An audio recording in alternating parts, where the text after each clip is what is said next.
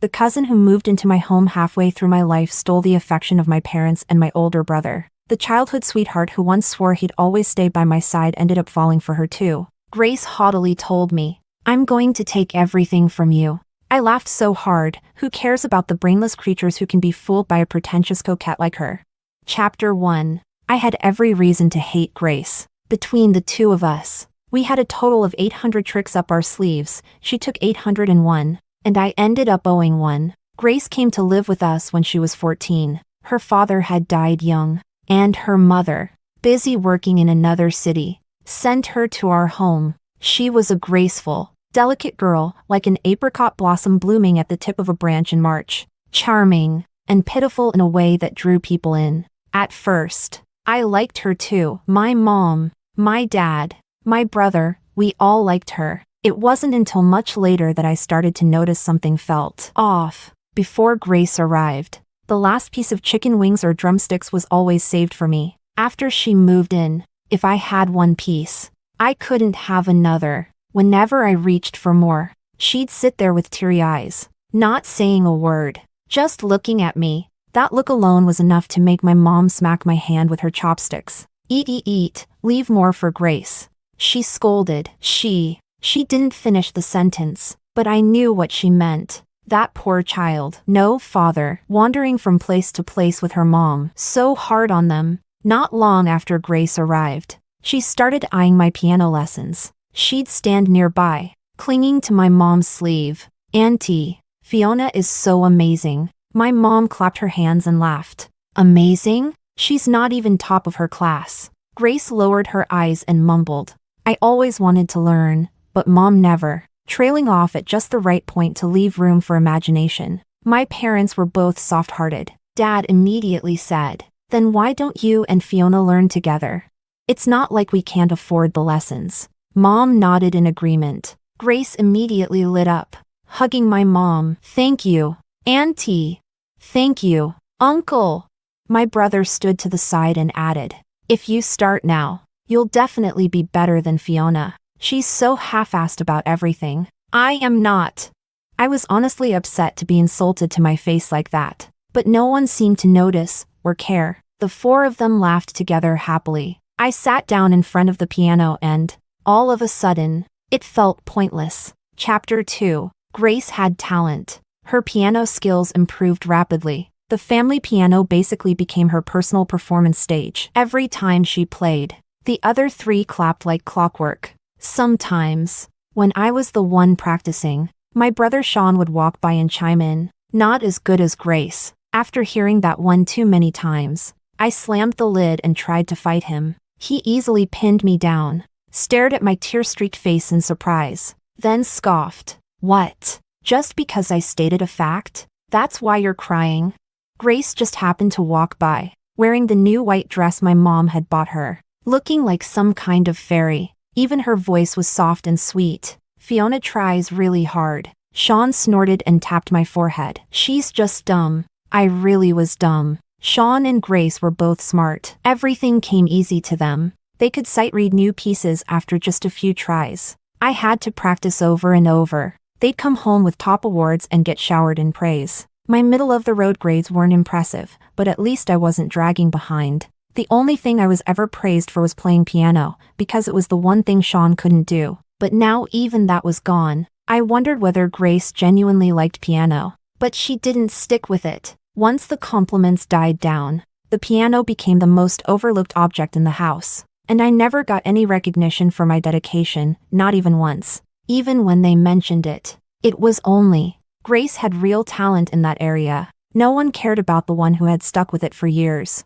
day in and day out. Chapter 3. But the moment my hatred for Grace peaked was when I turned 18. Grace and I have birthdays close together. My parents had always promised to throw me a grand coming-of-age party when I turned 18.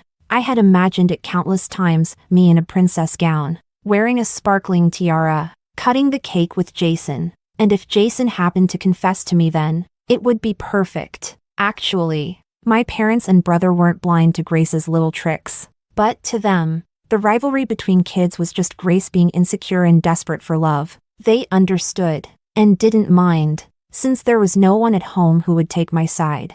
I could only turn to Jason. He was my childhood friend, half a year older than me, but he acted like he was 5 or 6 years more mature. I would vent to him about Grace. Sometimes, when I got emotional, I'd curse her out. Jason never swore, but he'd squint his eyes and curse her out with me anyway. Afterward, I'd start to feel guilty. Grace is smarter than me, and prettier too. It's only natural that everyone likes her more. Am I just a bad person?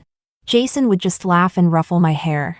Then, before I could get mad at him messing it up, he'd say, "You're not. I like Fiona the most." Actually, before Grace came, my parents used to say that too, but after she arrived, I never heard it again. His words made my cheeks flush red. I whispered, "Really?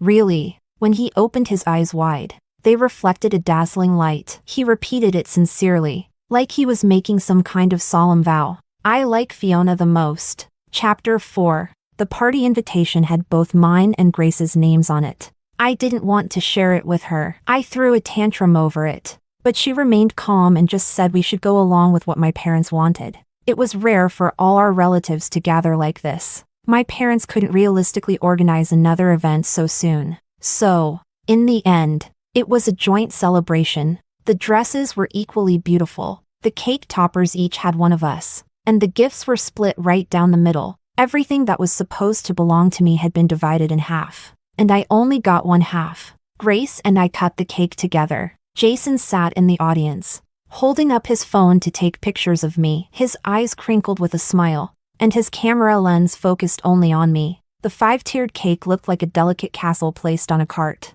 I grinned at Jason as Grace and I held the knife together, about to make the first slice. Just as we were about to cut down, Grace's hand suddenly pressed harder. Like she lost control, the cart wobbled, and the towering cake tipped in our direction. My brother, who was standing next to her, instantly pulled her back. The cream and fruit spilled all over me, head to toe. My beautiful gauzy dress was now sticky with jam. I stood frozen, and a blueberry that had stuck to my nose dropped onto my skirt. My makeup was ruined. I stood there blankly, still holding the cake knife. The guests fell completely silent. My mom rushed over to smooth things over. "Fiona, how could you be so surreal? It wasn't me. It wasn't me." I looked up and saw Grace, shielded behind my brother. Not a single stain on her. She still looked beautiful. The crystal chandelier above cast light into her eyes. She gave me a small, curved smile, just like when she first came to our house at 14. She did it on purpose. Fury surged up in me. I grabbed a leftover piece of cake from the table and threw it at her. My brother blocked it for her and glared at me. "Fiona,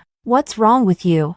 My parents' disapproving eyes joined his. And at that moment, I suddenly realized, calling out Grace would only make things worse for me. My parents, my brother, they had already, unknowingly, chosen the prettier, smarter child. The moment my tears fell, I saw a flicker of panic on my brother's face. 18-year-olds are grown up, but not really. In a burst of childish fury, tears running down my face, I shouted, "I don't want this birthday anymore," then ran away in a mess. To be honest, I was hoping they'd come after me. As I heard footsteps behind me, I was thinking, if they chase after me and coax me, I'll forgive them. But when I finally stopped and turned around, all I saw was the edge of a black coat vanishing around the corner. Silence followed.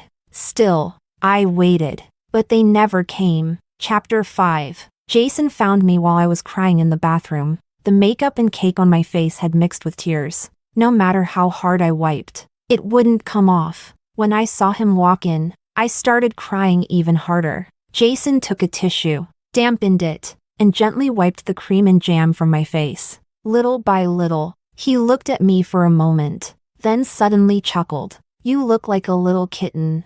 I sniffled and cried, caught off guard by his teasing. Instinctively, I retorted, "I do not. Definitely not like one." Jason grinned. "All clean now." In the mirror, my bare face reappeared, no longer sticky, though my hair and clothes were still a mess. He reached down and held my hand. His palm was warm. "Come on, Fiona. Where are we going?"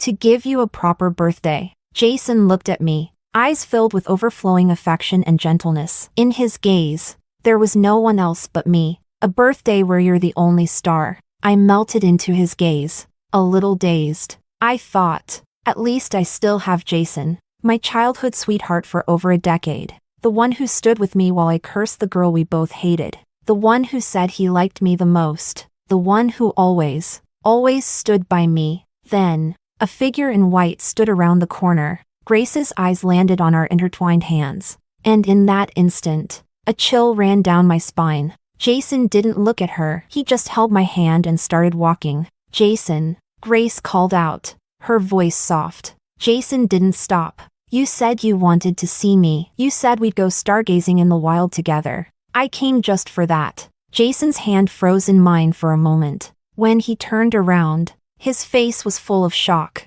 It was you. It was me. I knew about it too. Jason had an online friend he'd known for 3 years. They got along great. The profile picture was just a black square, and he'd always thought it was a guy. They chatted constantly, like kindred spirits. They even promised that if they ever met in real life, they'd go camping and watch the stars together. When Jason called her bro, she never corrected him. Everything about her made her seem like a fun, like-minded best buddy. Jason had even shown me their chat logs. Not hiding a thing, he'd laughed and said, "What a coincidence." Our hands trembled slightly in each other's grasp. I looked at Jason's side profile. He was staring at Grace. His lips moved slightly. No, please no. I was begging him, silently, over and over again. But the loosening of his grip told me the truth, louder than anything else. He let go. My childhood sweetheart, the Jason who had always stood by me, wavered.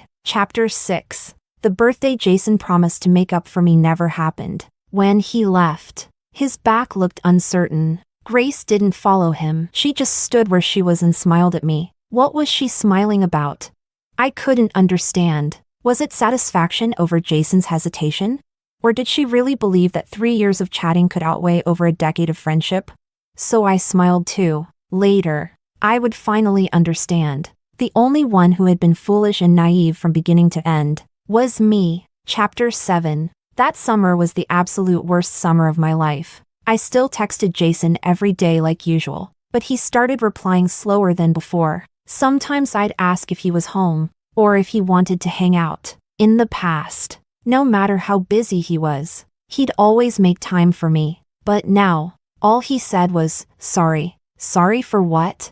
I wanted to say it was okay, but my fingers hovered in the chat box, paused again and again, and in the end, I didn't type anything at all. The day I received my university acceptance letter, I didn't show it to my parents. The first person I wanted to tell was him. As I was heading out, Sean called after me.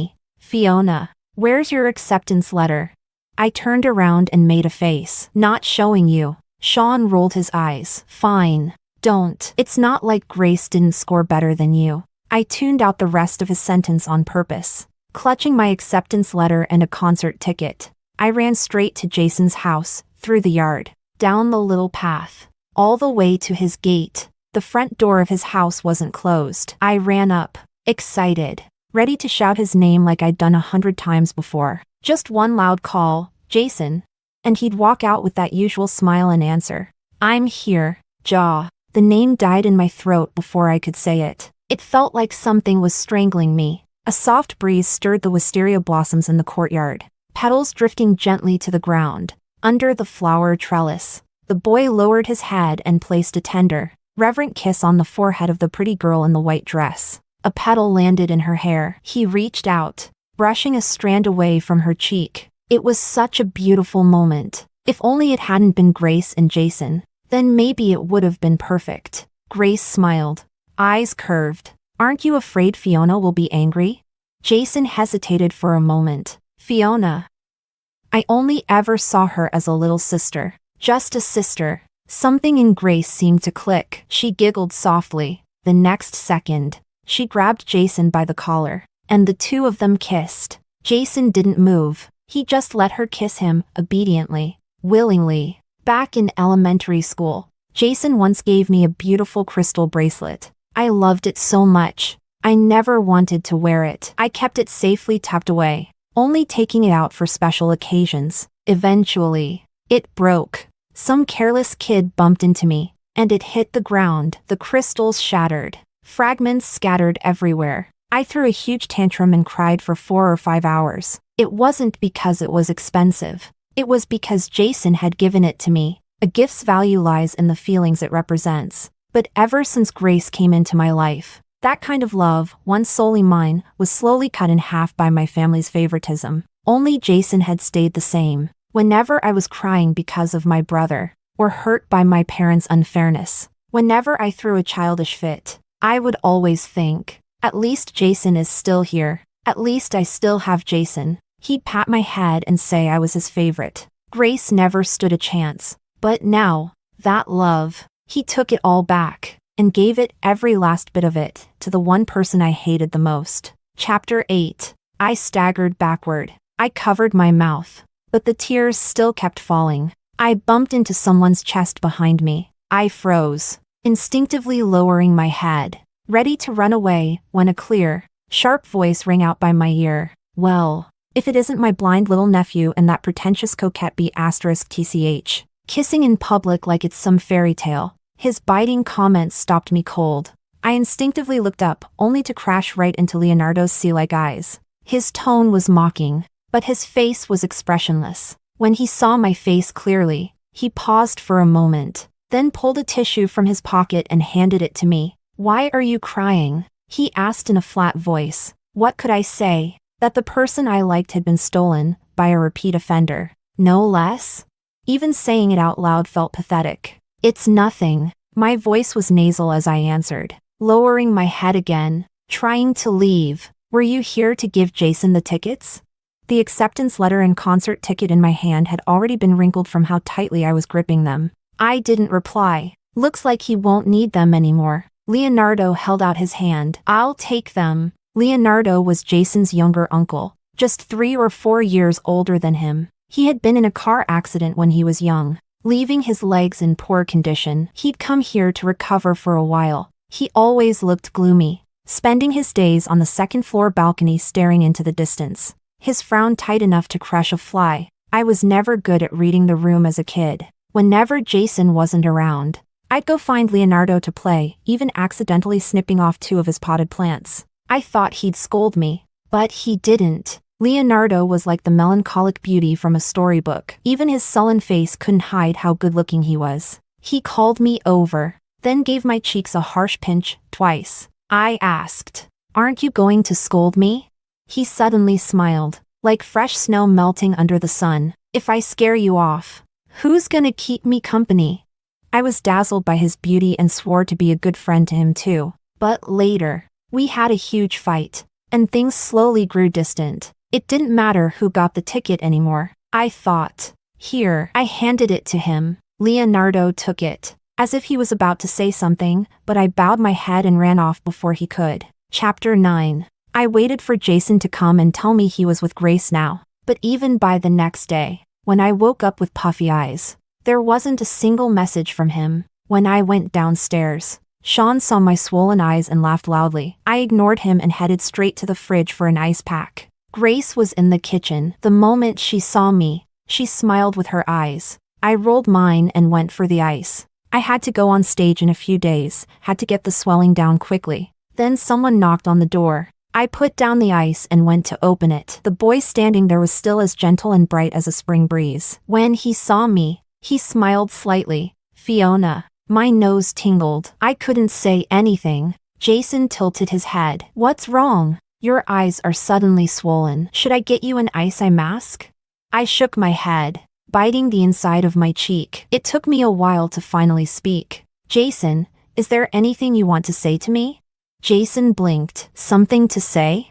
"Oh, did your acceptance letter come yesterday?" I forgot to ask. I said nothing. He looked a little puzzled and reached out, trying to pat my head, but his hand caught only air. I had stepped away. I refused to meet his eyes again. I bit down hard on my lip. When I finally let go, my mouth was filled with the taste of iron. I forced down the tremble in my voice. "Jason, let's not be friends anymore." He hadn't said anything yet when Grace stepped out of the room behind him. I didn't want her to see me cry. I lowered my head and fled again. The door closed behind me. I buried my face in the covers, and the tears came flooding back. Chapter 10. Jason thought I was just being petty with him, that I was mad because he had turned down my invitation. But that wasn't it. I was just heartbroken that he wouldn't tell the truth. I guess this was the first time I ever really saw my childhood sweetheart clearly. Chapter 11. The weather wasn't great on the day of the concert. When I left the house,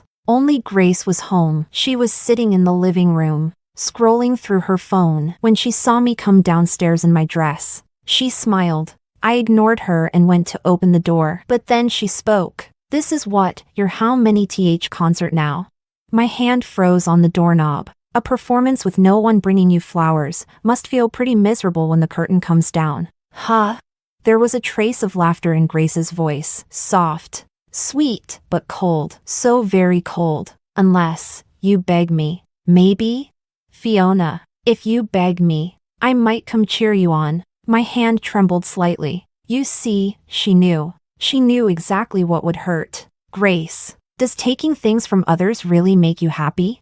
"It does," she said plainly, folding her arms, standing there with calm arrogance. "There's just something satisfying about stealing what others treasure, watching them suffer, helpless and in pain. It makes me happy." "Fiona," she added, smiling faintly, "I'm going to take everything from you." My tears were on the verge of falling. I bit the inside of my cheek hard enough to stop them. I couldn't let my makeup smear. "Then go ahead and take it," I said softly. There was a flicker of surprise on her face. I turned around and forced a smile. If something can be taken that easily, then maybe it wasn't worth much to begin with. "Grace, you only take from others because you have nothing of your own. That's pathetic. If you love stealing so much, then I'll just give it to you. I don't care anymore." Chapter 12. I had a stubborn mouth but a soft heart. Even if I lost, I still had to throw a jab at Grace. I won with words, but inside,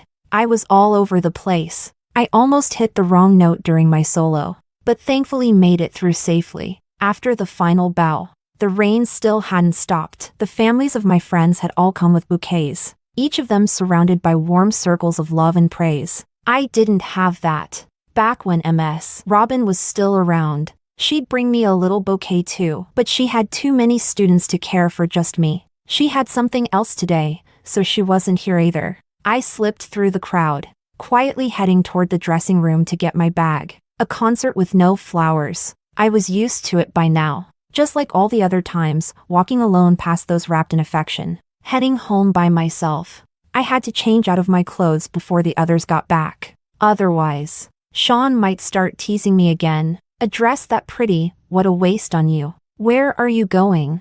Someone grabbed my wrist. Warmth spread from my wrist up my arm. The voice came with a teasing lilt. Did the little princess forget her flowers?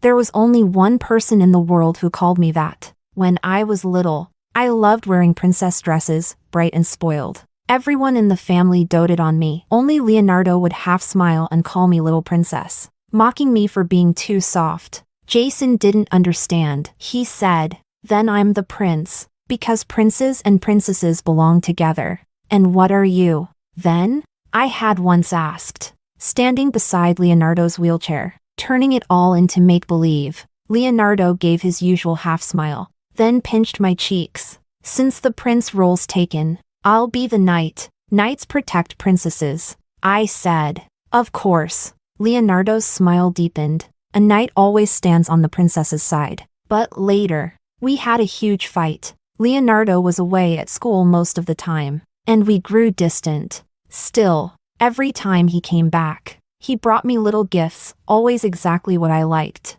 The fight was because of Grace. Back then, she had just moved in, not fully steeped in her coquette routine yet, still soft-spoken, always clinging to the hem of my dress. I liked her a lot and took her everywhere with me. Leonardo didn't like her. He didn't even bother hiding it in front of me. Told me to be careful. Called her fake. Manipulative. His words were harsh, but I had been completely fooled by Grace, believing she was just an innocent, pitiful girl. I was furious with Leonardo for saying such things. He ground his teeth in frustration, his face turning cold, just like when we first met. You trust her, not me? I hesitated for 2 seconds. In the end, I chose the soft, sweet-smelling girl. You can't be so harsh. Perfect, Leonardo had said with a smirk like a snake flicking its tongue. Fiona, you'll suffer for it later. She'll eat you alive. And he was right. Chapter 13. Leonardo stood there holding the flowers in one hand. He was tall now, his figure fully grown, dressed in a perfectly tailored suit. He looked both noble and distant. He loosened his grip and handed the bouquet to me. It filled my arms completely, extravagant and expensive. It was the first time I'd ever received flowers that were meant for me alone. Honestly, I hadn't even hoped that Leonardo would show up. The very first time I performed at a concert. It had also been a rainy day. I wore a beautiful dress, prepared my best piece, and imagined myself taking a bow after thunderous applause. I imagined my parents would be there with flowers, hugging me and saying, "Fiona, that was amazing." And I'd tell them, "See? I've really been working hard at piano. Fiona's been trying so hard." So, Mom, Dad, could you stop looking only at Grace? Is that too much to ask? That day, the rain poured endlessly, so long that even the most enthusiastic parents had already left. So long the music hall had nearly emptied out. So long I stood by the entrance, watching the rain fall, watching the sky darken. So long that my stomach began to rumble from hunger. Only then did Dad finally arrive, looking apologetic. He said, "Sorry, Fiona. Grace suddenly had a fever. We had to rush her to the hospital. I guess we forgot about you. I wanted to say I played really well today." And MS. Robin praised me. I wanted to say some parents even pointed at me and said I was a standout. I wanted to say, "Dad, you forgot the flowers I asked you to bring, right? Also, the ticket was expensive." MS. Robin saved you a prime family seat. It would have saved a lot of money. Dad, fevers don't need 3 people at the hospital. And I really, really wanted for you to come see how beautiful and accomplished your daughter Fiona is. But I didn't say anything. I just stood there, hands cold and stiff, forcing a smile. "It's okay, Dad." Chapter 14. Tears fell onto the flowers. I always managed to look my worst right in front of Leonardo. His expression softened slightly. He pulled out a tissue again. My hands were full, so he wiped my tears for me. He chuckled. "What brand of makeup is that? Waterproof? Huh, I'll buy you a full set next time." His joke threw me off. For a moment, I thought my makeup had smudged and panicked. I shoved the bouquet back into his arms. "I need to fix my face." "You don't." Leonardo's fingertips brushed the corner of my eye. "Warm and light. You look beautiful, little princess." I was a little embarrassed. He, on the other hand, looked completely serious. I stared at him, dazed. After a while, I finally opened my mouth and called his name. "Leonardo." You were right. I was wrong. Grace. I know." Leonardo cut me off. His tone was casual, not at all like what I'd imagined. He didn't say, "See? I told you so and you didn't believe me." He looked into my eyes. His gaze was deep, almost unreadable. "Fiona, want to see them regret it?"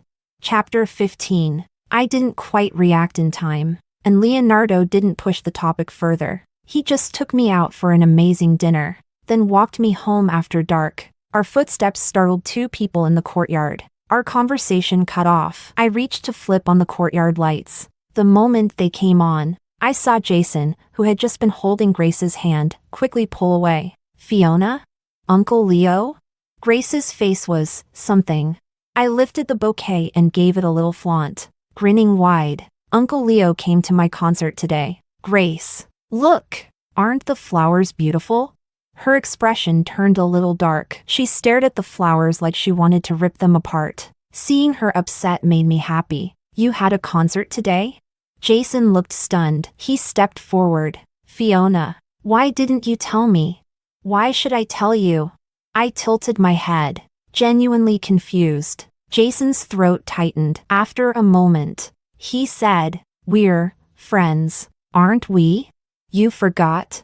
I lowered my eyes, smiled faintly, and held my bouquet close. Then let me say it again, Jason, we're not friends anymore. Chapter 16. After my shower. My phone on the table kept buzzing nonstop. There were messages from 2 people. I opened Leonardo's chat first. He had only sent a screenshot. Grace had sent him a friend request. Request message. Uncle, I'm Fiona's cousin. Thank you for today. Leonardo had rejected it. I rubbed my wet hair with a towel and replied with a meme. Then I opened Jason's messages. Jason, Fiona, are you mad? Remember that park you mentioned before? I'm free tomorrow. Want to go? Sorry. Things have been a bit hectic lately. I haven't had time for you. I pursed my lips and began typing on my phone. Me, Jason. If you could only choose between me and Grace, who would you pick? I saw the typing bubble pop up, then disappear, then pop up again, but the answer never came. I waited patiently. Finally, just as my hair was almost dry, his reply came through. Jason, Fiona, maybe Grace isn't as bad as you think. Why can't you two just get along? Get along? I curled my lips into a cold, bitter smile. I was the first one who tried to get along with her. She was the one who pushed me out and stole the people I loved. Who exactly was the one who couldn't get along?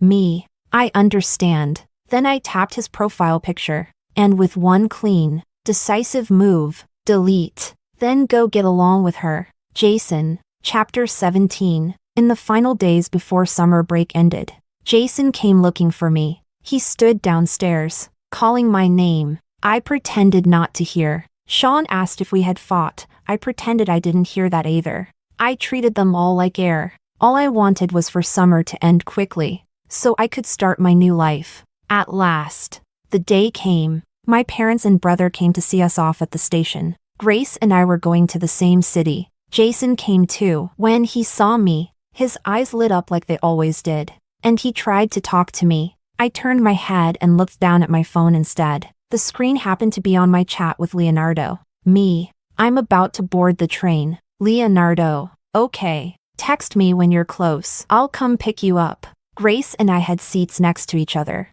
When we boarded, Mom grabbed my hand, eyes already brimming with tears. Make sure you call home often. Grace smiled sweetly. Of course. Dragging my suitcase. I said nothing. Mom turned to me. Fiona. I know. I cut her off. I didn't care what she was going to say. All my mind was focused on my new life. She froze a little, but I had already pulled my suitcase aboard, and I didn't see her standing there, hand gripping Dad's tightly, eyes lingering on my back for a long, long time. Chapter 18. College life was good. There was no annoying Grace, no biased family, and no childhood sweetheart who kept one foot in each bowl. There were only my roommates who shouted things like, Fiona, please grab lunch for me. I'm begging you. Fiona, you look so pretty today. Fiona, what do you want to eat? Let's go together. And Leonardo, who took me out every weekend. I always forgot to call my parents. Every 10 days or so, they'd call me instead. But the conversations never lasted long, just a few words before I rushed off to hang out with my roommates or Leonardo. Right after I hung up on my mom one day, Leonardo called. There's something urgent at work today. I'll have to break our plans, sorry. I felt a bit disappointed. Oh, okay. He chuckled lightly on the other end. How about I send someone else to keep you company instead? My mom's in town for a few days and I'm totally tied up. Fiona, would you mind taking her out? Really? I hesitated. A little shy, but I'm kind of dressed, flashy today. No worries. My mom loves when girls dress flashy. She always wanted a daughter, one she could dress up like a princess. Well, okay. Leonardo was so good to me, I wanted to take care of his mom just as well. Where is she? Should I go pick her up? She's probably already there. A bright red Panamera pulled up at the school gate. A woman in sunglasses stepped out. The moment she saw me, her eyes lit up like fireworks. She strode toward me. Fiona? I greeted her politely. Hello, Auntie. She instantly beamed and took my hand. What a beautiful girl.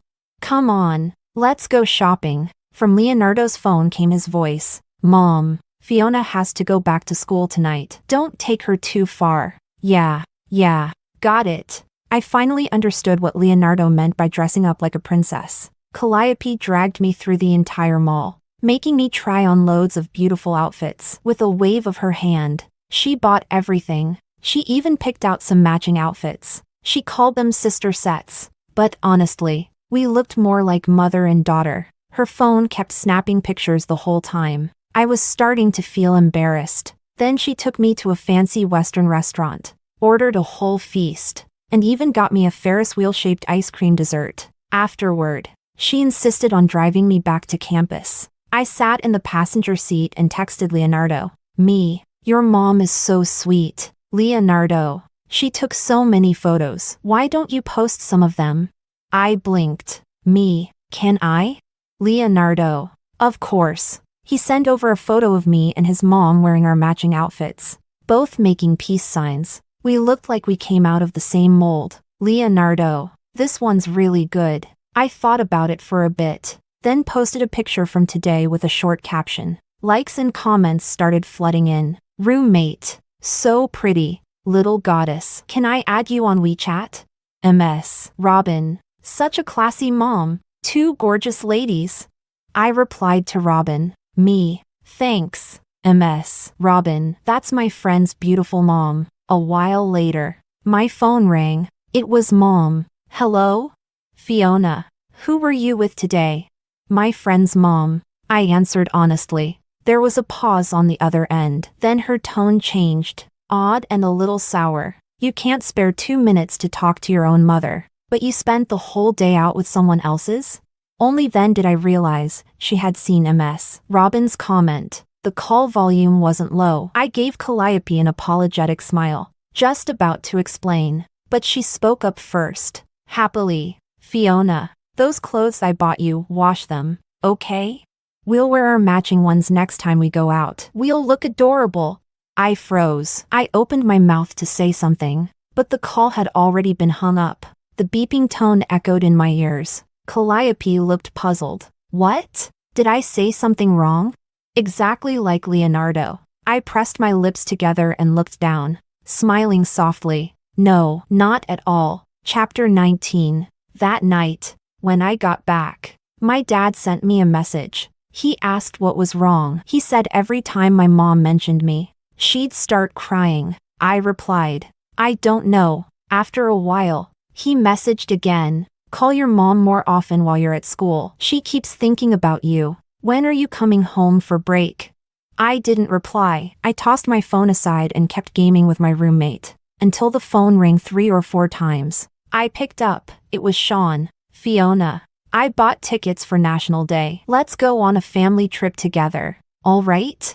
No. I didn't even look away from the screen. Sean sounded a little pissed. You've gone completely wild since you started college. When we care about you, it's like you don't even hear it. Is it really that hard for your parents to see you once?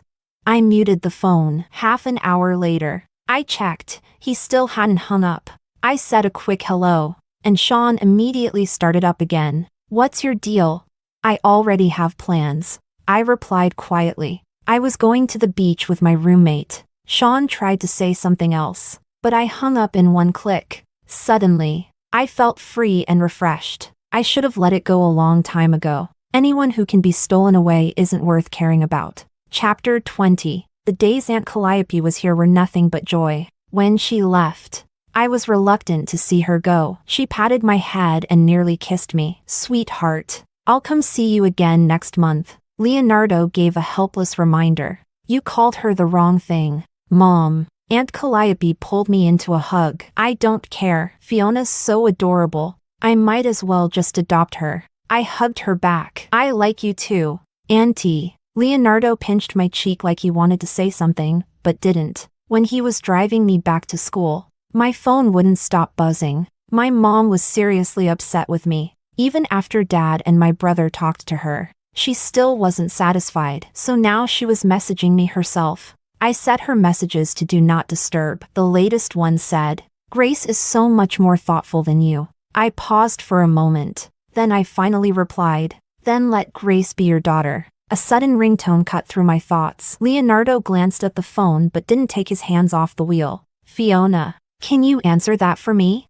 It was a number with no contact name, but it looked familiar. Put it on speaker. I did as he said, bringing the phone closer. As soon as the call connected, a familiar female voice slurred through, full of drunken sweetness and a long, drawn-out ending. Uncle Leo. Her tone made my scalp tingle. Grace's voice was soft and syrupy, half like she was whining, half like she was moaning. Leonardo curled his lips into a smirk, glanced at me from the side, and said nothing. I'm drunk. Can you come pick me up?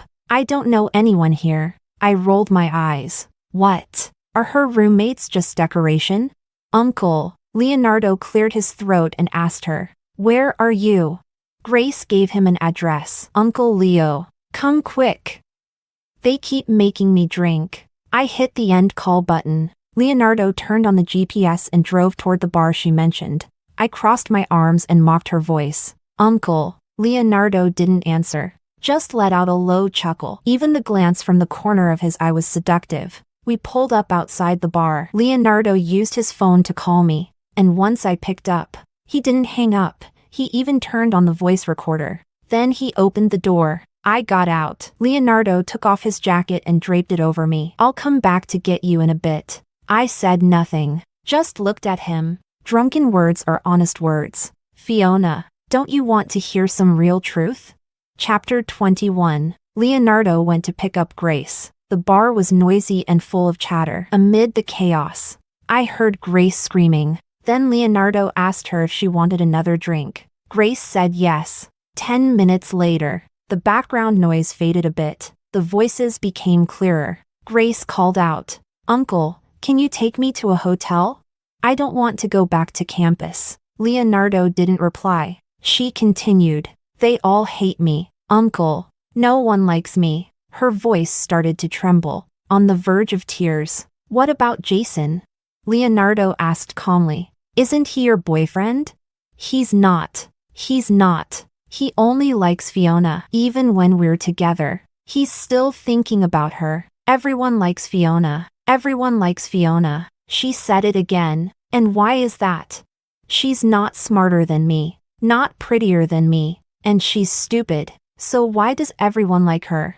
You're jealous of her, Leonardo said with certainty. Of course I am. Grace laughed, her voice tinged with satisfaction. Not just jealous. I want to take everything from her. I want to steal everyone who likes her. I want to watch her cry, watch her beg me, watch her never smile again. Her parents, her brother, Jason, they're all idiots. She plays this fragile little damsel act, sheds a few tears, and all those brainless fools go running around her like she's some kind of saint. Her own parents don't care about their actual child, but go out of their way to love an outsider. You couldn't find a more pathetic bunch in this world, and yet they all gather around her like moths to a flame. Grace laughed, and her voice slowly steadied. Leonardo. Her voice had lost that intentionally sweet tone. To drag a shining sun down into the mud. You've thought about it too, haven't you?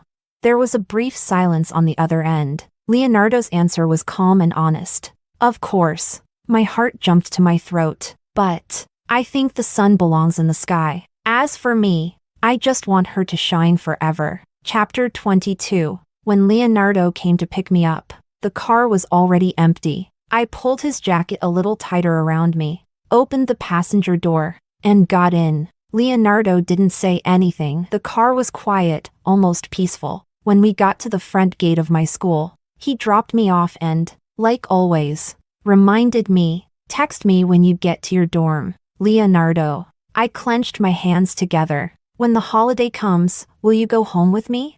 He looked at me. His gaze was deep, like the ocean. After a moment, he smiled. All right. Chapter 23. My parents and older brother still sent me messages from time to time. I set all their messages to do not disturb and ignored them completely. If they called, I'd answer with a few perfunctory lines. Nothing more. Every time they started to lecture me, I would pull Grace into it, let her come then. Fiona, you're the one who's really our daughter. I couldn't even force a smile. So they did know. Then why did they still favor Grace?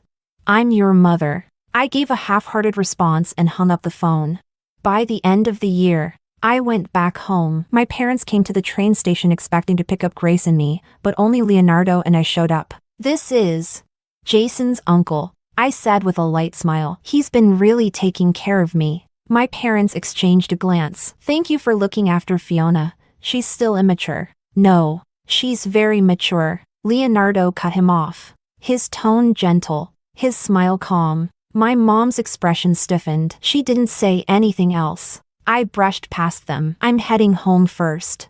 My parents thought I came back to reconcile with them, but they were wrong. I was out almost every day, barely spending time at home. Sometimes I went out with old classmates, sometimes with Leonardo. At home, I just stayed shut in my room, barely speaking to them. After a few days of this lukewarm routine, the first to crack was Jason. I knew he broke up with Grace not long after getting together. Later, he tried to add me back, but I never accepted. One day, as I was leaving the house, I saw Jason standing in the yard. I paused. A habit formed over a decade made me instinctively want to greet him, but right at the edge of speaking, I swallowed the words back down. Jason met my eyes. His gaze flickered. He called out, "Fiona." His voice was just like before, low and gentle. I looked away and walked straight past him, but he stepped in front of me. Jason smiled faintly. "Fiona, the flowers are blooming in the south of the city. Want to go see them together?"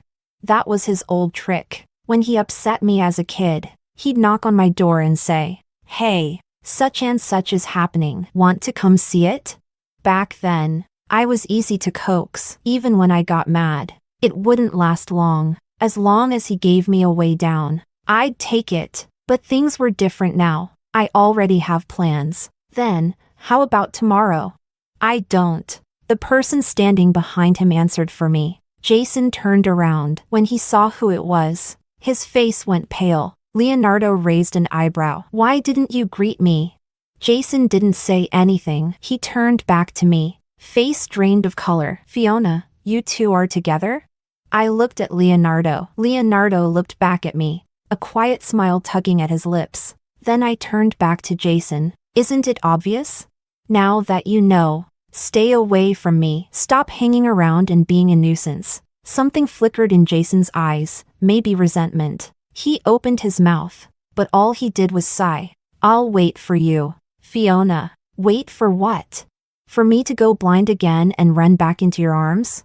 I rolled my eyes. "Don't flatter yourself, Jason." Not realizing who you really were earlier, that's the one thing I regret most in this life. Chapter 24. Maybe they finally realized my attitude wasn't right. My parents started to change theirs too. They began trying to get close to me, making a conscious effort. They even asked me to bring Leonardo home for dinner, saying they wanted to thank him for looking after me while I was away. They really went all out. That evening, when we came back, the table was covered in dishes. Leonardo sat down beside me. My dad asked, "Young man, what's your name?"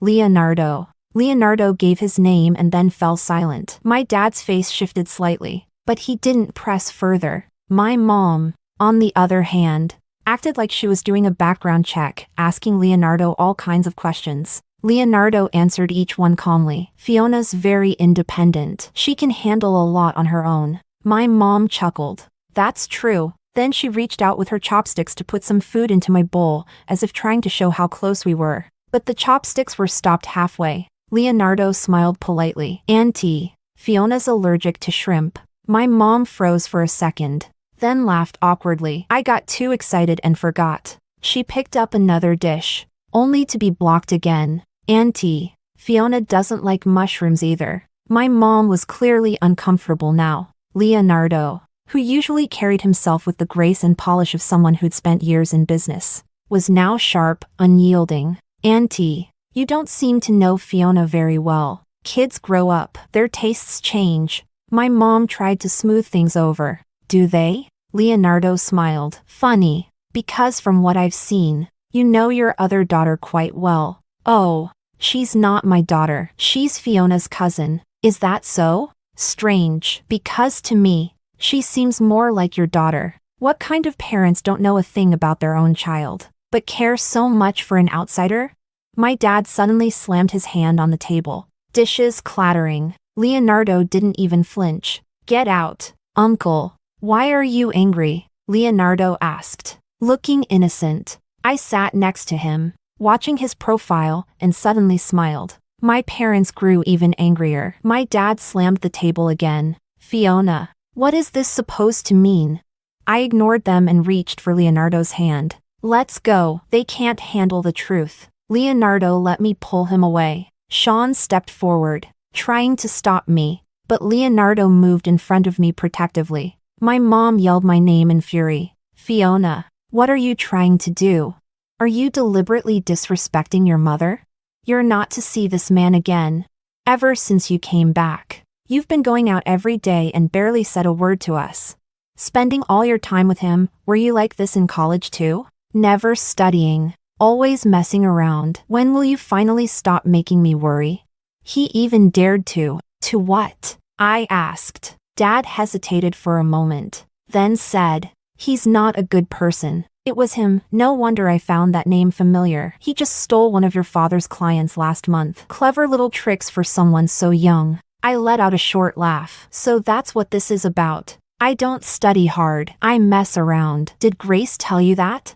I turned toward Grace, who was standing there, with a slight smile tugging at her lips. Mom said, don't look at her like that. Grace is only trying to help you. Oh, she's trying to help me? I scoffed, then strode straight over to Grace. Before anyone could stop me, I raised my hand and slapped her hard across the face. Grace's cheek turned red and swollen almost instantly. Fiona, you say he's rude, that he talks back to you, but it's only because what he said hit where it hurt. You really don't know my preferences. You really don't care. You really do treat an outsider better than your own daughter. Tell me, which part of what he said was wrong? My mother's expression changed. She raised her hand, as if she was about to slap me. I didn't flinch. I stood still, staring right at her, and called out, Mom, do you really not know? Do you really not know Grace faked being sick, just to stop you from going to my piano recital? Do you really not know how long I waited there that night? How much I looked forward to seeing you? Do you really not know she doesn't even care about piano? That all she ever wanted was to take away your attention? Do you really not realize? My voice started to tremble, tears lacing the edge of my words. I tore off the veil of pretense that had always covered us, the polite lies, the unspoken favoritism, the unfairness they knew deep down but pretended not to see. All of it, laid bare, even if that truth would become a blade that cut our relationship to pieces. I didn't care anymore. Do you love Grace more than me? My mother's words were caught in her throat. She clearly hadn't expected me to be this direct. Her lips trembled as she spoke, but I didn't catch the words. Finally, she said, it's because she's a guest. So because she's a guest, you favor her? I sneered. Dad, Mom, blood is something you can't change. I'll still think of you as my parents. I'll still take care of you when you're old. But that's all. From now on, if you're looking for love, for warmth, go find it in Grace. But there's one more thing I want you to hear. I pulled out my phone and tapped on the recording. Grace's voice rang out crystal clear in the living room. She mocked my parents and my brother, called them fools, laughed at how a few fake tears made them turn their backs on their own daughter, mocked how blind they were, how easily she had torn apart our relationship. Midway through the recording, my mom's eyes turned red. Then she grabbed Grace by the hair. She screamed like a madwoman, ready to strike her. You ungrateful snake. How could you?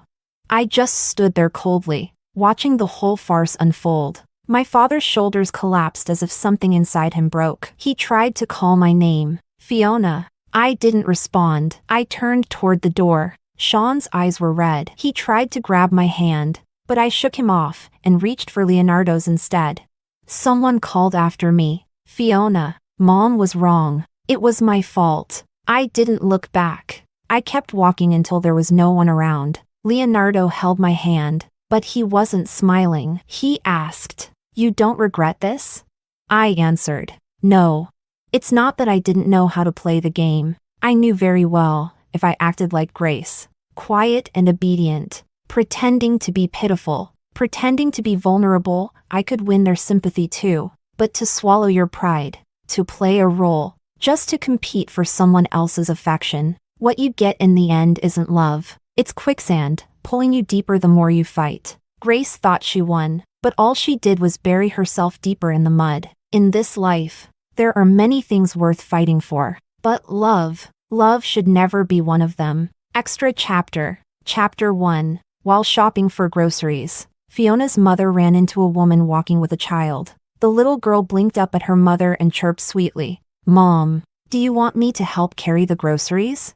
The woman said no and squatted down to pat her daughter on the head, praising her for being such a good girl. The girl seriously wiped the sweat from her mother's face with her sleeve and gave her a kiss. Watching them, Fiona's mother was suddenly reminded of young Fiona. Back then, she wore little pigtails and followed behind her just the same, chirping mommy with that same crisp voice. After coming back from the market, she would drag a stool over and sit beside her, helping wash vegetables. Fiona's mother stood there in a daze for a long time, until someone accidentally bumped into her and knocked the groceries from her hands. The passerby quickly apologized, but she didn't seem to hear. Chapter 2. It wasn't until evening that Fiona's father came home. Their marriage had been hanging by a thread for a while. They were used to blaming each other, blaming one another for not treating Fiona properly, never once reflecting on themselves. He reeked of alcohol, and faintly, of perfume. Fiona's mother didn't argue. She just stared at him blankly for a while and said,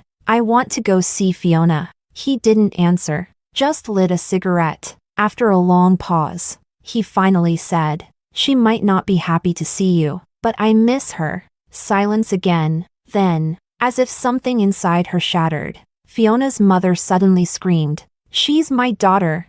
Fiona is my daughter."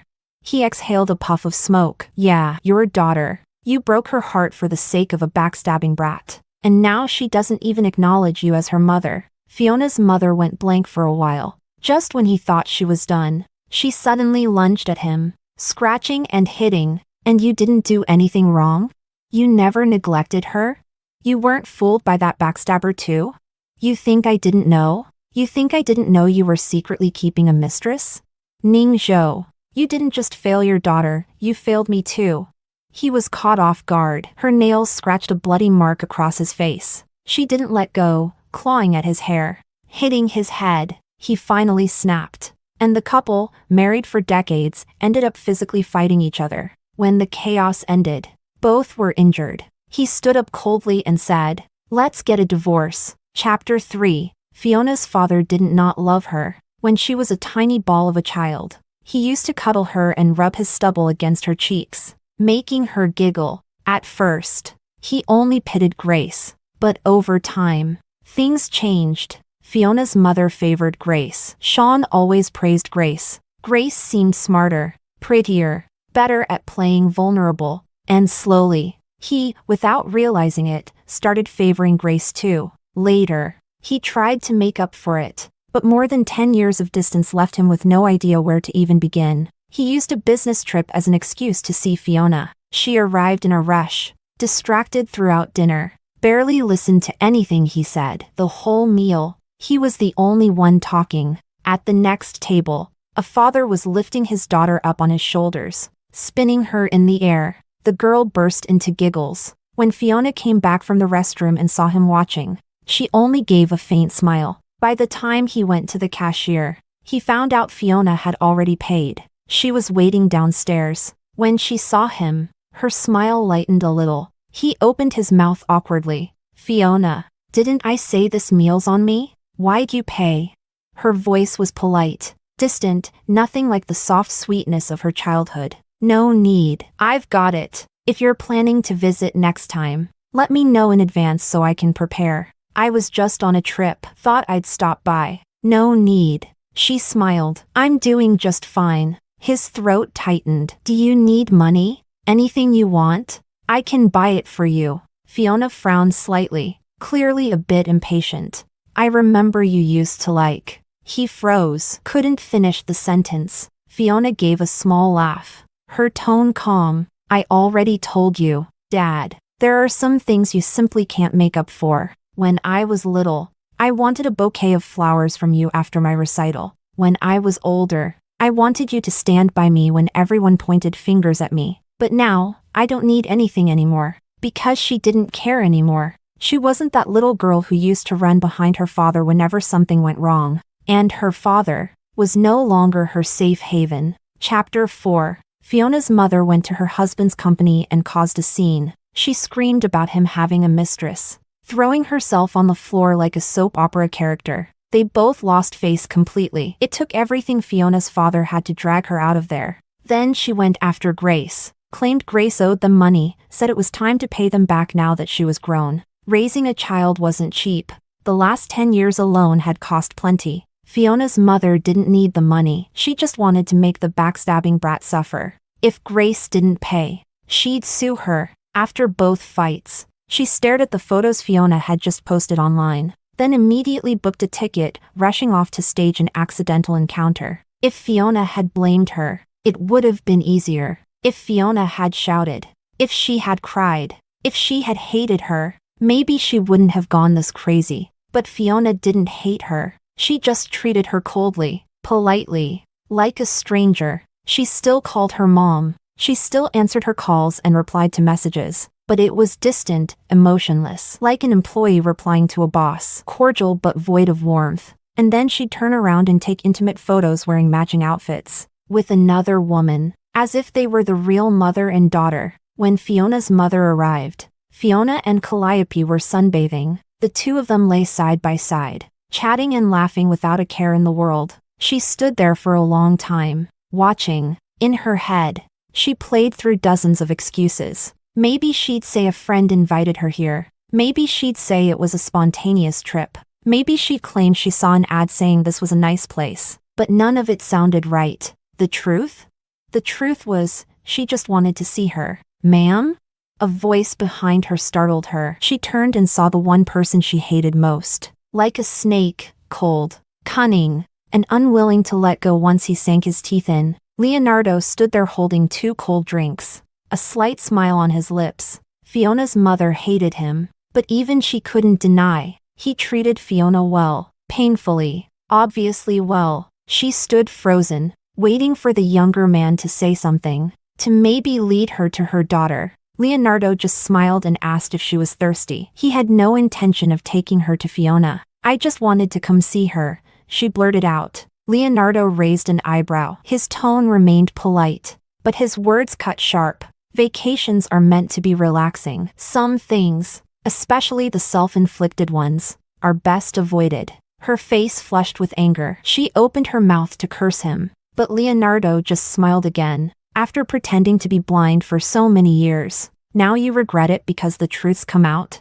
For your own daughter to grow up cheerful after all that unfair treatment, that's already something close to a miracle. Auntie, don't you realize, no matter what you do now, to her, it's just another wound?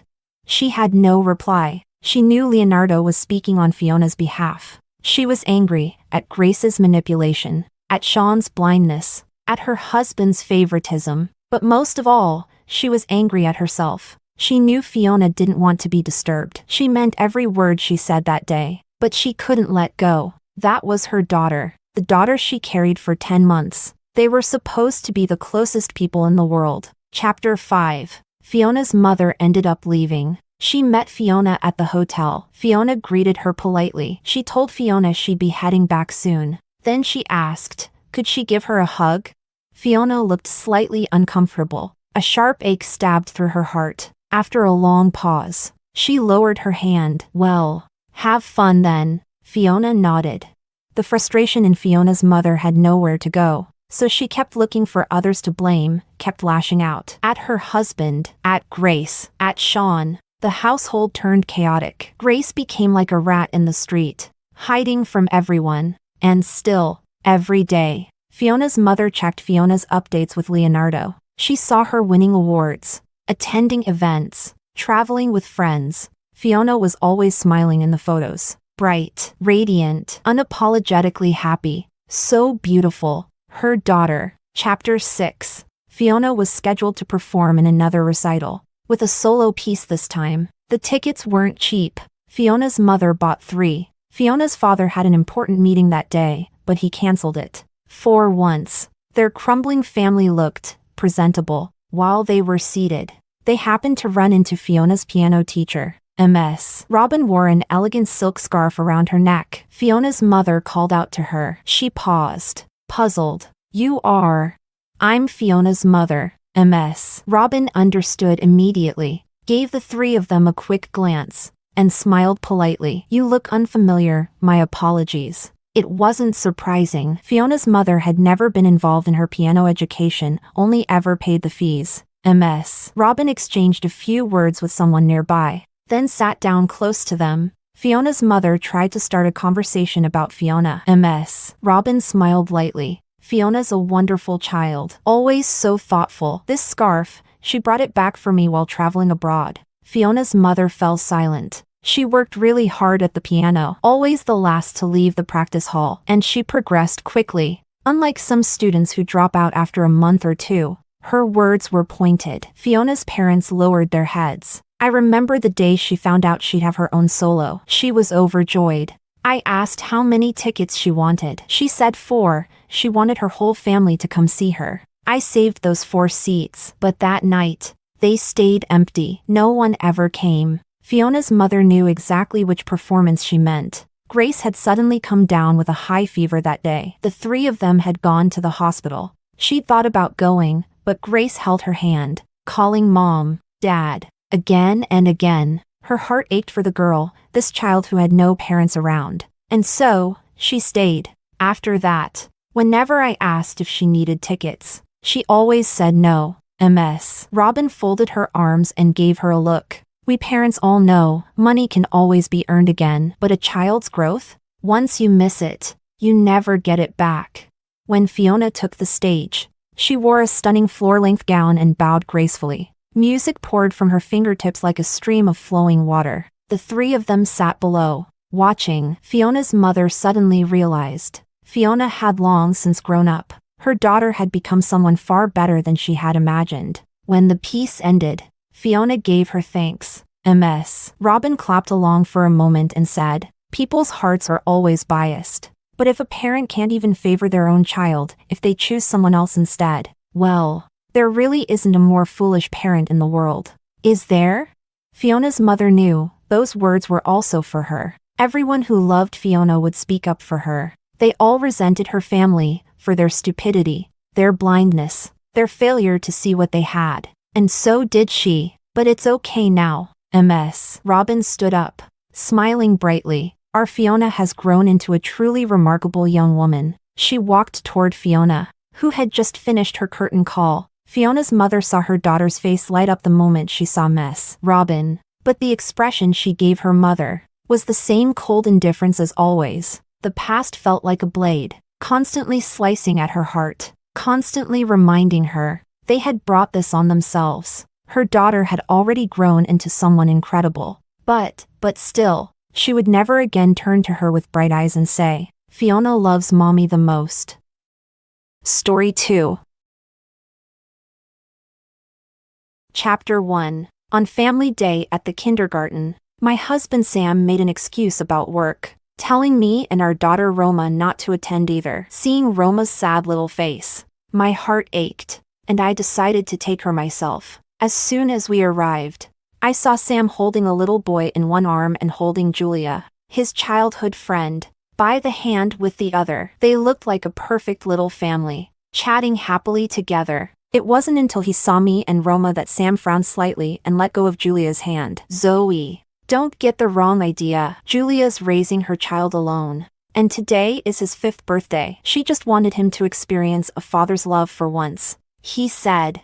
I gave him a meaningful look before squatting down to take Roma's hand. "Sweetheart, say hi to the uncle," I said. Julia quickly took the little boy from Sam, her face full of apologies. "Zoe, please don't be upset. Sam was just being kind. The boy has never had a father. And today is his 5th birthday. Sam was just helping fulfill that dream," she explained. I stared at her with a half smile. "If that's the case, now that Roma and I are here, shouldn't we have Sam back? After all, we are his real family." Julia hesitated, but the little boy in her arms was not having it. "Daddy, You promised today would be just me and Mommy, he shouted, glaring at me with surprising intensity for a 5-year-old. I raised an eyebrow. Daddy. Huh? Before I could say anything, Sam stepped in front of them protectively, his tone growing impatient. Zoe, you have a child too. Can't you have a little empathy? I've known Julia since we were kids. It's just one day. Just one day I'm spending with them. Do you really need to make a big deal out of it? I laughed, feeling more incredulous than amused. Was Julia's misfortune somehow my fault? Just then, other parents started arriving with their children. One mother greeted us cheerfully. Morning. Oscar's mom and dad. You three are always here together for family day. Unlike my husband, he's always too busy with work and never cares about our kids' activities. Julia returned the greeting awkwardly while a flash of panic crossed Sam's face. I couldn't help but question. Sam, is this what you meant by just for today? Sam, flustered and angry, grabbed my arm. Zoe, there are a lot of people here. Stop making a scene. He then glanced down at our daughter and lowered his voice. Making a fuss won't be good for Roma either. You know. Hearing her name suddenly mentioned, our daughter looked around, confused, but it seemed she couldn't quite understand what was happening, and just clung tightly to my leg, her small hand already sweaty in mine. Sensing her unease, I knelt down and gently stroked her hair, whispering softly, with Mommy here, there's nothing to fear. I watched as Sam walked away with Julia and Oscar. Soon, they were surrounded by people. Someone greeted Sam with a fawning smile, praising him for his career success, becoming the CEO of a billion-dollar company in his early 30s. Sam, of course, looked arrogant and proud, practically wagging his tail in delight. Julia gazed at Sam with glowing admiration, her expression full of pride. Oscar, who was in Sam's arms, suddenly turned back to glance at me, making a mocking face. I couldn't help but sneer inwardly. It seemed Sam was getting ahead of himself. Though I had reduced my time in the company due to pregnancy and raising our child, 75% of the group's shares were still in my hands. I was the real one at the helm. As for him, he was just the one who latched onto me back then, given a managerial title out of consideration for our marriage. I opened my phone and sent a message to HR. Bruno, remove Sam from his manager position. Announce it internally next Monday. Then, I messaged our legal counsel, Oliver. Draft a divorce agreement for Sam and me. Oh, Sam, if you think you can freeload with force, you'd better see if I'm willing to let you. Chapter 2. After a while, the kindergarten family day event officially began. Each family sat at their assigned table, and Roma looked at Sam sitting in the row ahead, sadly asking me, Mommy, why isn't Daddy sitting with us? I pinched my daughter's soft cheek. She's still so young, she shouldn't get involved in all these messy matters. Because Mommy is a superhero. So to be fair, Daddy is helping other kids. Just then, the kindergarten teacher announced that the first activity, building with blocks, was about to start. She smiled and said, there's a prize for first place, a Lego spaceship. Roma suddenly got excited and pointed at the spaceship. Mommy, I want that. All right. Then let's do our best. As the sand in the hourglass was about to run out, Roma raised her small hand and shouted excitedly, Teacher, we're done. The teacher came over and nodded, about to announce our win, when a little boy suddenly rushed over from the front row. It was Oscar. He pushed down our completed blocks and arrogantly declared, Now first place is mine. Roma stared at the fallen blocks, her eyes filling with tears. In her anger, she picked up a large wooden block and threw it at Oscar. The first thing Sam said when he came over was, Roma, how could you hit someone? Apologize to your brother Oscar right now. Roma stood her ground, refusing. No, he knocked down my blocks first. He's a bad person. I firmly stood behind my daughter. Sam, anyone with eyes can see who started this. Oscar should be the one apologizing to Roma. Julia also came over and tugged at Sam's arm. Sam, let it go, okay? Let's not make a fuss. Adults shouldn't hold grudges against children. The kindergarten teacher also tried to smooth things over. Just then, Roma suddenly burst into tears. Daddy, why didn't you protect me? Why are you scolding me?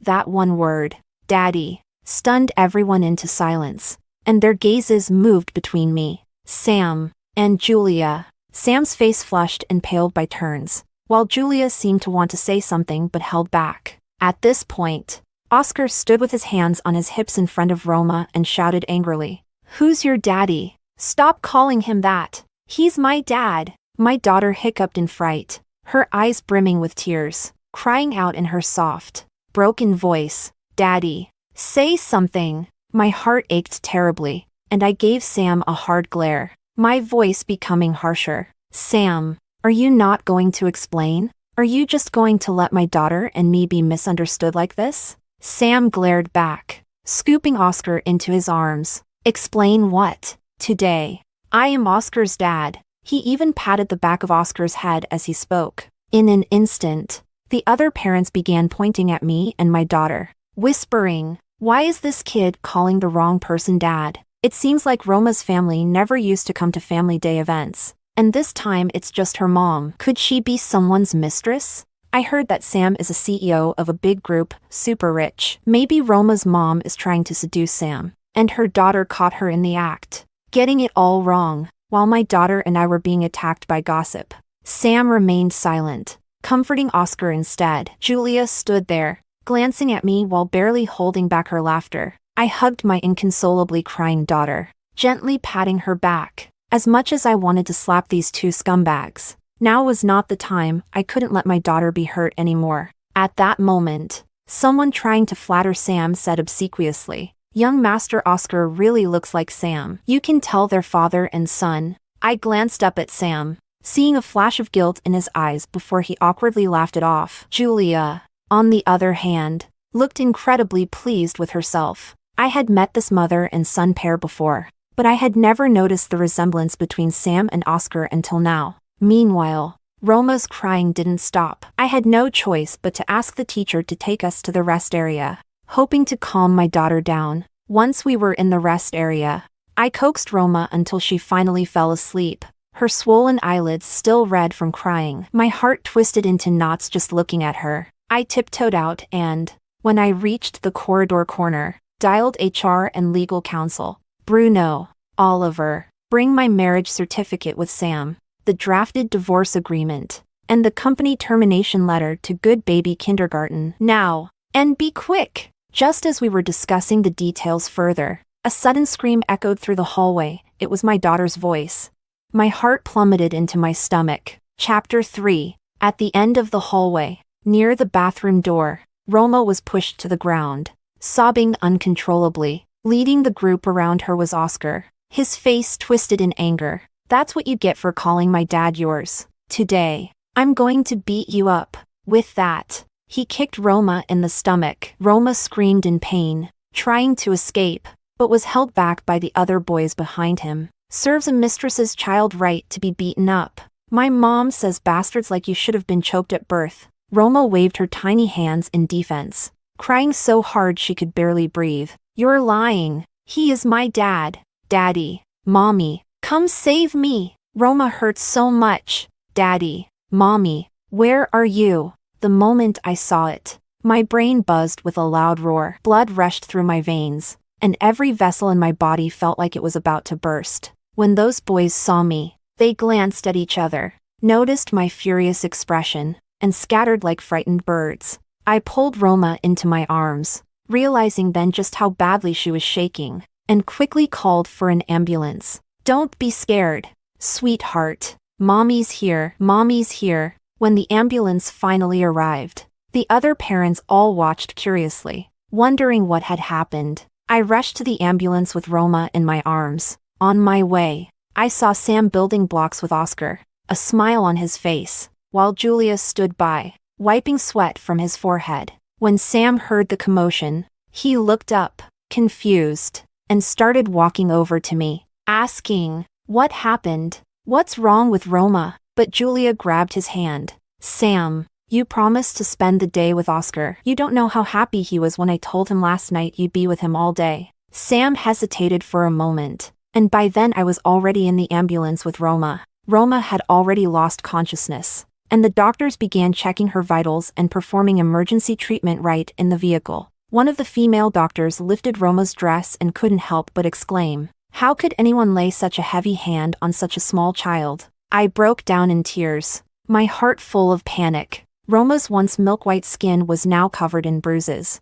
blue and purple, and there was a fist-sized contusion on her side. Her body was trembling uncontrollably. Suddenly, the doctor's voice became urgent. "Quick, bring in the equipment." It took 2 hours for Roma to be stabilized. Those 2 hours felt like an eternity. Remorse and hatred intertwined within me, growing and raging, crashing around inside my body. My mom was crying in distress, blaming me. "How could you take care of your child like this? She's been through so much." Roma, lying in the hospital bed with an 4 drip, weakly opened her eyes and looked at me, confused. "Mommy, why do they all say that Roma is a child daddy doesn't want? But Roma clearly has a daddy. Why won't daddy protect Roma anymore?" I gently kissed her forehead and told her, "Mommy will always protect Roma. Roma is Mommy's most beloved treasure. As for daddy, it's us who don't want him anymore." When I returned to the kindergarten, the family day event was in its final activity. Each family was working together to paint a family portrait. Sam was patiently coloring the picture while Oscar nestled quietly in his arms, and Julia looked satisfied as she took photos of them. What a picturesque, peaceful, happy family scene. But why should my daughter be lying in a hospital bed while the wrongdoers enjoy happiness here? I charged straight over, and without a word, slapped Julia hard across the face. The force of the blow caused her to stumble and crash into the edge of the table behind her with a loud thud. The sudden sound of the slap stunned everyone. Sam shouted at the top of his lungs, "Zoe, what are you doing?" He quickly pulled Julia into his arms, his eyes full of concern. "Julia, does it hurt?" Tears rolled down Julia's cheeks as she shook her head, putting on a pitiful act. "Zoe, did you misunderstand something? I apologize to you." I let out a cold laugh. Isn't a verbal apology a bit insincere? With that, I raised my hand to slap her again. Seeing this, Sam moved to stop me. I changed direction and slapped Sam straight across the face, leaving a clear mark of 5 fingers on his cheek. Sam covered his face, stunned for a second, before flying into a rage. "Zoe, are you out of your damn mind? I was being nice to you, wasn't I?" At that moment, the kindergarten teacher hurried over to break up the fight, asking me what was going on.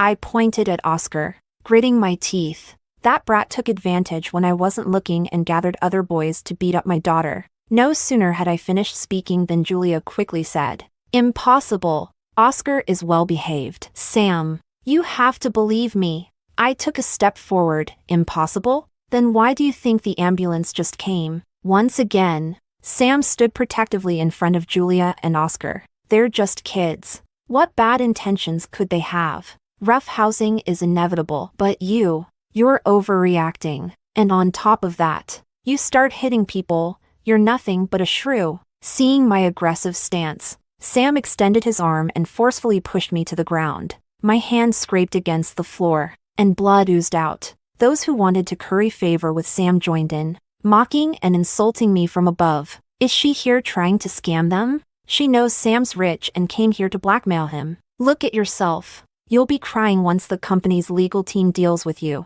Do you think she tried to seduce Sam before and failed? And now she's here to cause trouble? She should look at the difference between herself and his wife. Definitely a mistress attitude. Just then, the roar of engines approached, and soon 3 luxury business cars stopped in front of the kindergarten. An observant parent couldn't help but exclaim, "The cars have the company logo on them, they're for the top executives." Someone else, ever eager to flatter, added, "Sam really is impressive. He called the company's legal team right away." After saying that, the person spat at me with a paw, gloating, "You're done for. You damn mistress. Everyone knows S Group's legal team is undefeated in luching. Get ready to pay up and end up in jail." One of the parents, an influencer, was already filming excitedly with their phone. Didn't expect to catch such a big story today. Guys, make sure to follow. I'm live streaming what happens to this shrew. Julia came to her senses, gazing at Sam with a face full of joy and affection, while Oscar by her side looked even more smug. Chapter 4. Amidst the adulation of the crowd, Sam's eyes flashed with disbelief as he looked down at me. I propped myself up on the ground, slowly standing despite the pain, a cold smile tugging at the corners of my mouth. Seeing the commotion getting out of hand, the kindergarten principal hurried over, frowning as she spoke to me earnestly. Roma's mom, just stop being stubborn. You should apologize to Mr. Sam and his wife right away. You can't go against someone that powerful. I shook my head at the principal, and she sighed as she looked at me. I know you're not the type to lie, but reality is reality. The power of those century-old conglomerates is not something you can challenge. By this time, the suited professionals who had gotten out of the business cars were already approaching the activity area. Those who were here for the spectacle, Sam's sycophants, and the parents filming on their phones all wore expressions of anticipation, waiting for a good show to unfold. They winked and smirked at me, gleeful. Only Sam took a step forward, staring at me as he spoke in a low voice. You called them here? You're so petty. Do you really have to make a scene? Don't forget, I am still the general manager of the company. I am their direct superior. I smiled at him. Then let's wait and see. Julia, seeing me talking with Sam, hurried over, still putting on her usual pretentious, tea-drinking demeanor. Sam, I know you feel sorry for me and brought the legal team from S Group to support me. But in today's matter, I was at fault too. Let's just leave it at that. As she spoke, she looked pitiful, purposely showing Sam the red mark on her face where I had slapped her. Her son, Oscar, reached out to push me. That's what you get for bullying my mom. Just wait, when Dad's subordinates get here, they're going to beat you up so bad you won't know which way is north. I took a step back. Without support, Oscar stumbled forward and fell to the ground with a thud, a large bump already forming on his forehead. What are you doing? Bullying a child? What if he's hurt? Sam's eyes widened in anger. I couldn't help but snap back. Sam, are you blind? Julia quickly pulled Oscar into her arms, crying. He's just a child. How much strength could he have? He just pushed you a bit. Why did you have to be so rough with him? Zoe, if you have a grudge, take it out on me. The child is innocent. Julia's words seemed to provoke Sam even more, and in his rage, he lunged as if to grab me. At that moment, the suited men had already reached us. Everyone in the crowd was waiting to see me get detained by the security guards that had come with them, then to see Sam teach me a lesson and stand up for Julia. Yet suddenly, the muscled bodyguard stepped in front of me. He grabbed Sam's outstretched arm and, using brute force, flung him 2 meters away. For a moment, everyone froze in place. This was definitely not what anyone expected. Sam managed to regain his footing, shouting at the security guard standing between us. Are you out of your damn mind? I'm the general manager. I'm the one paying your salary. The sycophants who had just been currying favor with Sam cautiously looked between him and me, asking, Sam, is there some kind of mistake with these people? Others seemed to snap out of their daze, glancing at each other, utterly bewildered by what was happening. Julia clung to Sam, her face full of grievance. Sam, aren't you the general manager of S Group? You must stand up for our Oscar. It was clear Julia wasn't thinking straight. She still believed these people had been called by Sam. Her expression showed both resentment and triumph, without even trying to hide it. Just then, another group of suited men approached, led by a man in gold-rimmed glasses. It was Oliver, head of legal at S Group. Someone knowledgeable in legal circles whispered excitedly, "That's the real legal genius. Can't believe I'm seeing him in person today." "Yeah, I've heard of him. He's had no losses in litigation for 5 years straight." Oliver walked past Sam, completely ignoring Sam as he called his name, and respectfully greeted me, "Boss, everything has been done as you instructed." His voice wasn't loud, but it was clear enough for everyone to hear. They all looked at me in shock. "What? Boss? Did I hear that right? Aren't these people from S Group? Isn't Sam the general manager of S Group? Why are they all on Zoe's side?" The influencer who was live streaming looked ecstatic. "Guys, we've got a major plot twist here." Julia's face showed a hint of panic, though she tried to maintain her composure. "Sam, what's going on here? Aren't these the people you called?" Sam ignored her and instead turned to talk to me. He lowered his voice. "Do you really want to make things ugly for both of us? No matter what, I'm still Roma's father, and this will hurt her. Then, as if giving an order, he said, "Get these people to leave, and you should leave as well. We can talk about this at home." Zoe, stop this nonsense. I spoke each word with conviction. How dare you mention Roma? You don't deserve to be her father. I shifted my gaze from him and looked around at everyone present. My voice rang out. Everything that happened today will have a resolution. Chapter 5. Allow me to reintroduce myself. I am Roma's mother and the chairwoman of S Group.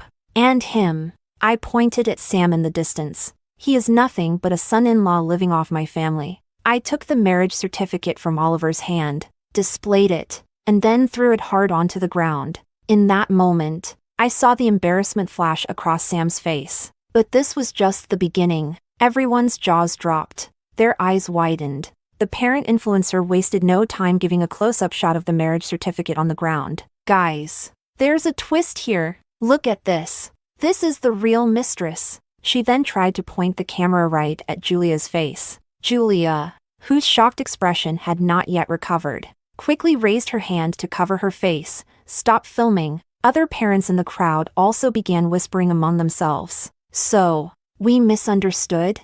Who wouldn't? This is outrageous. What kind of person leaves his wife and daughter alone to take care of his mistress and her child in public? I've never seen someone so shameless. Shameless plus shameless, definitely a perfect match. Those who had been fawning over Sam also began to change their tune, following the crowd in cursing Sam and Julia. Sam, humiliated and enraged, shouted, "Zoe, do you really want to embarrass me like this? How is Roma supposed to face the world after this?" Julia, seemingly understanding what was happening, began to cry, acting pitiful. "It's all my fault. I asked Sam to help. Oscar has never had a father, and I just asked Sam to pretend to be one for a day. Who would have thought? It's all the fault of us poor mother and son." With that, she fell to her knees in front of me, slapping her own face. Sam and Oscar rushed to stop her. Sam's eyes red as he glared at me. "Do you really have to push Julia to her breaking point? There will always be people in this world who use weakness to gain sympathy." After Julia's display, some people indeed began to feel sorry for her. Sigh. She's just a pitiful mother who wanted to give her son a perfect 5th birthday. Using power to push around a mother and her child, this is too much. I stepped forward, gazing at her with amusement. Was it really just helping out? Julia froze. I didn't give her time to react, and Oliver handed over an investigation report. The crowd erupted. Back then, when Julia gave birth, Sam was by her side the whole time, with hospital records and footage from the maternity ward as evidence. Julia did give birth out of wedlock, but the child always had a father, Sam. No wonder. For years, whenever Sam bought gifts for Roma, he always bought one for Oscar as well. I hadn't thought much of it then, but now, looking back, the inconsistencies were glaring. I remembered a year when the flu swept through Luching. Roma caught it too, and was ill, listless all day. I managed to get some antiviral medicine for her, but by the next day, it had disappeared. I questioned Sam. He avoided eye contact, saying that a friend's child had a high fever that wouldn't break, and it was life-saving medicine. I was furious. Someone else's child might be dear to them, but my Roma is my everything.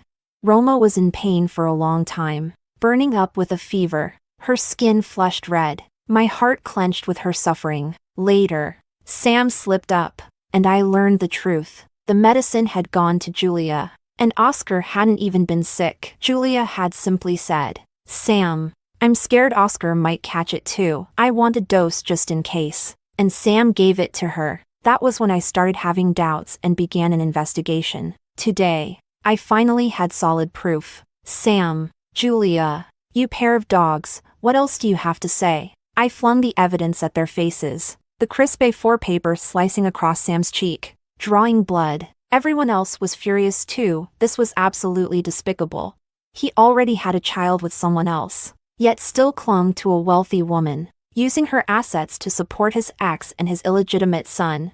Chapter 6. Sam wiped his face, then suddenly laughed, his face cold as he stared at me. "So you know everything." "So what?" We're already married. Even if we get divorced, I can still get half of your assets. Besides, he smirked, while you were pregnant and giving birth, I took firm control of the company's business department. I could easily start my own company. I laughed too. Without my silent permission, those key business talents and overseas graduates would never have followed his orders. Besides, all the important decisions in the company were made by me, while he was just a piece on the board, displayed in the open. But clearly, this piece didn't think of itself that way. I signaled for Oliver to hand him the divorce agreement. What? Leaving empty-handed?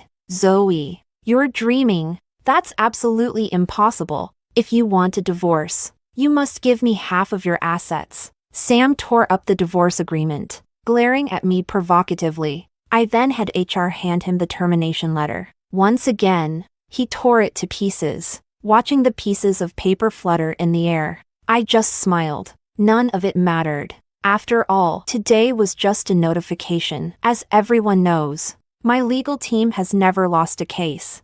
Handing the matter over to the law actually made things much simpler. But with the influencer's live stream, Sam and Julia's reputations were already in tatters, socially dead. As Sam and Julia tried to leave with Oscar, I had the bodyguards block their way. Sam turned to me, his face dark and sinister. What do you mean by this? I simply turned my gaze toward the influencer mom. Would you like your views to reach an even higher peak? The influencer's eyes lit up instantly. I nodded to Oliver, then let's start playing it. The projector at the front displayed footage of my daughter, followed by the scene of Oscar leading the boys surrounding her. That's what you get for calling my dad yours. Today I'm going to beat you up. Oscar kicked Roma in the stomach, causing her to cry out in pain, trying to escape, but being held by the boys behind her. A mistress's kid deserves to be beaten up. My mom says bastards like you should have been choked at birth. Roma waved her little hands in resistance, crying so hard she could barely breathe.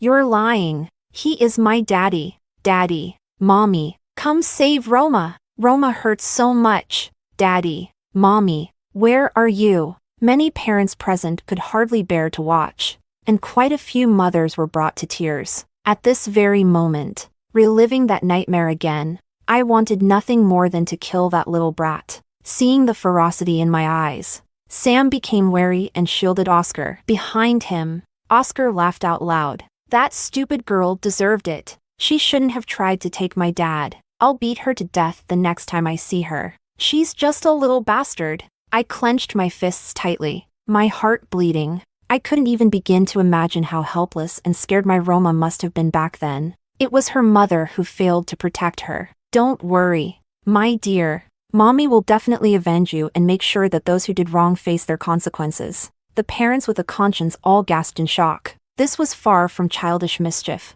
This was evil in its purest form. What kind of child would do such things? Say such vile words? It had to be the parents who taught him. All the parents present empathized with me at that moment. They began demanding punishment for the parents of the children involved in hurting Roma. They must be expelled from the kindergarten. Yes. Or our children will be the next victims. Get them out of the kindergarten. Sam, Julia, and the parents involved in hurting Roma still felt it was no big deal, just kids being kids. Sam shouted, "What are you all yelling about? Kids fighting is normal. Why make such a fuss? I am Roma's real father, and I haven't made a big deal of it or pursued responsibility. What gives you the right to interfere?" I stared at him intensely. Sam, Roma is your daughter too. Watching her get bullied. Do you feel nothing? Did you not hear her crying out over and over again that she was in pain? That she needed her daddy's protection? Sam,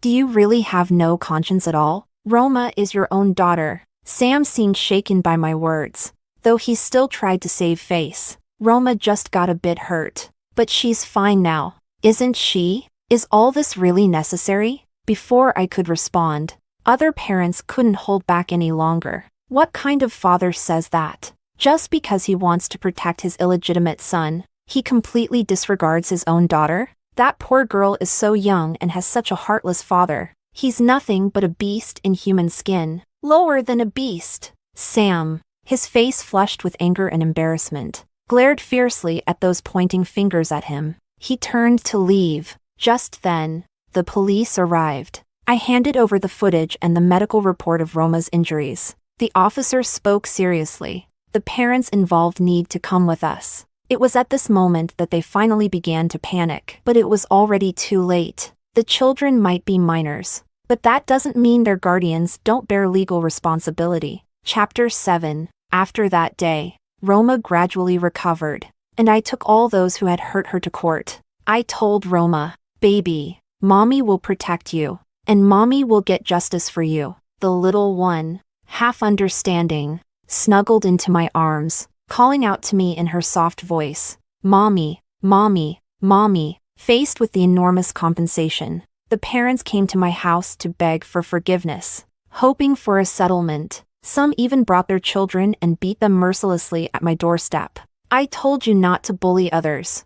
I told you not to bully others. The child was beaten until he was sobbing and gasping. "Boss, we've already disciplined our children. You're a bigger person. Let this go. Please forgive us. Our entire family is kneeling before you." But I still wouldn't relent. I will never forgive anyone who hurt my daughter. As for Sam, Julia, and Oscar, the three of them now couldn't even leave their home. The scandal continued online, and countless people called Sam an ungrateful wolf and Oscar a wolf cub. Every day, people came to their door to throw rotten eggs and splash red paint. But that wasn't the end. In just a few days, I filed for divorce, filed a lawsuit to recover assets acquired during the marriage, and sued Sam for misusing company assets under his position. Sam tried to go to the company, but his access had long since been revoked, and he was left locked outside. He used to pride himself on being an executive, acting superior.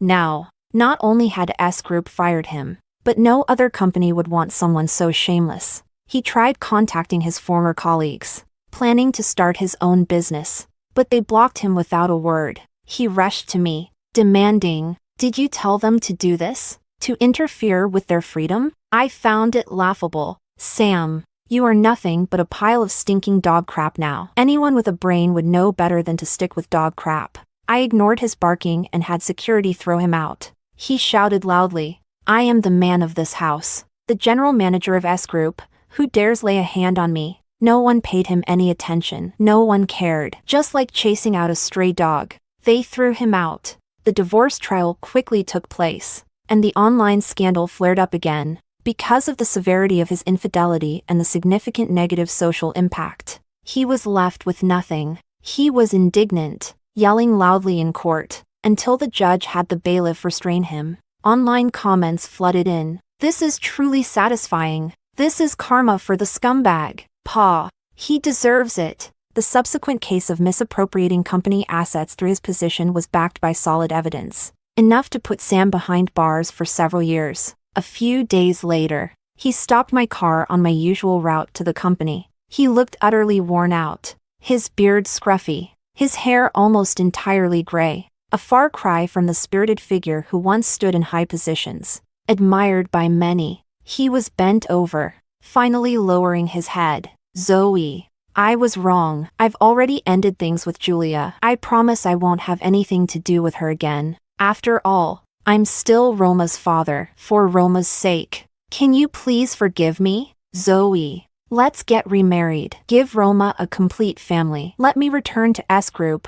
I don't need to be the general manager. Just a director would be enough." At that moment, I sat in the luxury car, looking at Sam indifferently through the half-open window. "Sam, you really think too highly of yourself. Back in the kindergarten, when Roma needed you to protect her, where were you? Do you even deserve to mention Roma?" I instructed the driver to drive away, leaving him far behind, just like Roma and I have left him far behind in our lives. The next time I heard news about Sam, he had already gone to prison. As for retrieving the assets Sam had transferred to Julia, that was too easy for the legal team. The legal team informed me that even the house Julia was living in had been secretly bought by Sam. Now, Julia could only rent a place in an inner-city village. Like Sam, her reputation was ruined, and no company dared to hire her. She had once tried to set up a small stall, but netizens quickly recognized her and smashed her stall to pieces.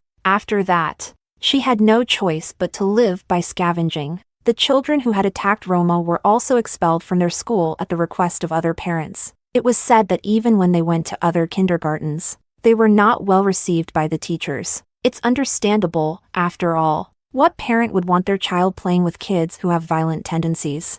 As for Oscar, he went to a new kindergarten where he was mocked as the child of a mistress. In a rage, he lost his temper and ended up fighting with a group of 6-year-olds. The outcome was predictable. He was no match for them and was beaten up badly, to the point of bleeding. A hospital check revealed a concussion and a broken leg. No kindergarten would accept him after that. Julia, torn between anger and heartache, tried everything she could. But in the end, she had to take Oscar with her to scavenge. I saw the mother and son again in a street food alley. Both were filthy, with messy hair, digging through one trash can after another. Meanwhile, I was sitting in a luxury car, on my way to order Roma, her favorite queen cake.